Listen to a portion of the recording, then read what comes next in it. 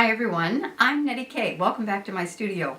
Today I would like to share with you one of my very favorite things to do, and that is an art critique. Now, I remember years ago I would visit the North Clackamas Art Guild outside of Portland, Oregon, and they would invite me in as a guest critiquer. And there would be 30 to 50 people that would show up, and they would bring their artwork, and we would evaluate each painting one at a time in front of the group. And I would take a look at the paintings and tell people where they're doing a very good job and how to improve each one. And it was a lot of fun, and people got really used to it and realized it wasn't a threatening thing, and it wasn't really exactly like standing buck naked in front of a whole group of people and asking, well, what do you think? That's what it sounds like. But it really wasn't so bad once you got going. So very, very informative and really wonderful. Now today, on my easel, I have a painting that was done by somebody way back in the 1980s, and this was an 80-year-old person, and we have just several canvases that have been donated that we've been given permission to do critiques on, and we've also been given permission to paint over them. So anyway, I'm going to take that at this point, and I'm going to show you a few little things on this old painting, and we're going to just see if we can kind of make this painting kind of come to life by correcting one or two little things. Okay, let's get going. Now, let's take a look at our painting.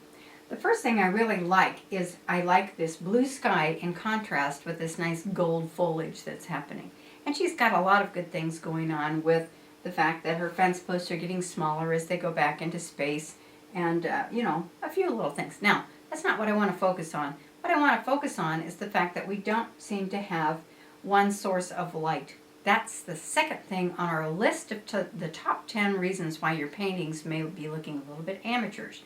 If you don't have a distinct source of light, one direction, everything's going to look flat and it's not going to look believable. Okay, so now I'm going to add some tonal values. We need a light, a middle tone, and a dark in order for this barn to look as though it's actually three-dimensional. I'm going to start with the roof. The light's going to come from my left side over here, going to shine down onto the roof, and the rest of it has to kind of follow in line with that particular line of light. Let's do it. All right, so I'm going to take my light, and I'm going to lighten up that roof right here. I'm really going to exaggerate this, you guys, so that, you know, it's going to look a little bit silly, but you'll get the idea. And so I'm making this a nice light warm color as I put it onto the roof. A lot of times we get so worried that we need to put on the local color or the color of what it really is. Like, okay, if it's a brown building, we're putting a brown roof on it. No, we're actually wanting to paint the color of the light as it reflects onto the object, not the color brown. Dirt is brown, trees are green. No, we want to paint the color of, or the effect of the light as it hits something. So you see that wonderful light gold instantly pops that roof up, and you can, you know, start to see it come to life, don't you? All right, so now this is going to be our middle tone right here. I'm not going to worry about that. It sort of works, doesn't it? But this part right here needs to go into the dark. So I'm going to rinse out my brush really fast, and we're going to now come in with a dark value. And let's see if I got this right. I hope I got it right. Okay, here's a nice dark value. We're going to come in here, and I'm going to come underneath this roof line here like this. I'm not worried about accuracy. I just want it to be nice and dark. And I don't want it, I know it's going to have to be a little bit careful. I might have to bring it up just a little bit. I don't really need to worry too much about those doorways because I'm going to do something else to make those doorways pop out a little bit. So I'm putting this in the dark value, and we'll come down like this, and I'll get my arm out of the way. That'd be good. And you can see how now this is really looking as though it's really sitting in a three-dimensional kind of way. Now, under here, I might even come in with some of that dark value and give it the feeling as though this thing is kind of hanging over a little bit by bringing down a little shadow of the roof line like this underneath the roof. And one of the things I don't do a lot of is painting of buildings.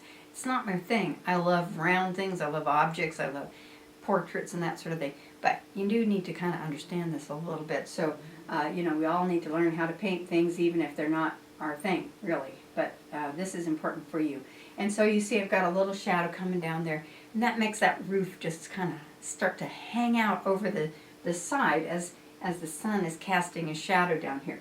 Now in the door frame, I'm going to come in with a slightly, not super light, but I'm going to come in with just a slightly lighter tone, and I'm going to create the frame as though a little bit of light is sticking out and is sort of creating that kind of warm, inviting feeling, even though it's a big black dark space that you're going into.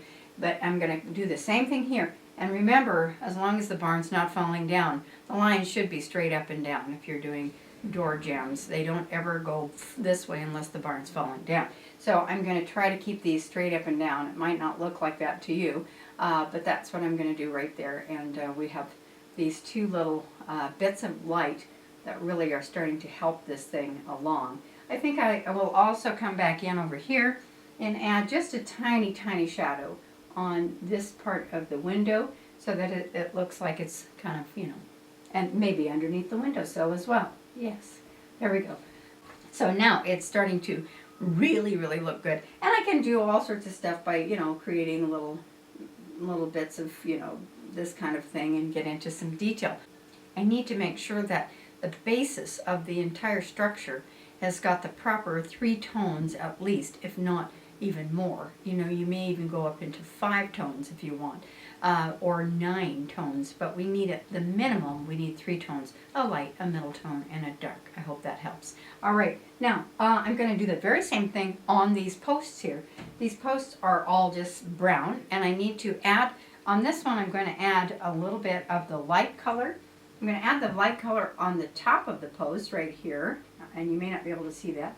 And then I'm also going to add it onto the side of the post bit there, and I could put that in a less warm color, but I'm going to continue with my same tonal color. And there I have a light going this direction, and then I'm going to take my dark, and I'm going to put a little more of that dark color right on the side of the posts. Not right on the edge, you guys. If it's a round thing, it's not going to be right on the edge, but we'll do another lesson when it comes to that sort of thing. Now, I'd also like to put in a little bit of a shadow, remembering that the light's coming from over here, hitting here. Well, these are going to cast a shadow because it's a sunny day, okay? So, now I'm going to take my shadow, and I'm going to take a little bit going that way, a little bit going the same direction. I keep the shadows going in the same direction. I don't change the direction on any of them because they're all in line with the same light. The sun, as Helen Van Wyck used to say, the sun, hallelujah, it's our one source of light. And so that's the main thing that we need to be aware of. One source of light, whether in your still life, in your portraits, whatever you're doing. Pick it and stick to it, okay? All right, well, I hope you learned something today, especially for you beginners. And if you did, let me know in the comments below. Okay, well, now I'm going to try my very best to get the ability for me to do critiques of your work onto my website so that you'll be able to send me a photo of your work and you can put in a request for an evaluation onto my website at nettykay.com. So keep watching, you guys, and hopefully that'll be ready very, very shortly. Next time we meet, I'm going to be doing a beautiful winter wonderland landscape in preparation for my next paint and sip out at Tamarack Resort up here in the mountains of Idaho.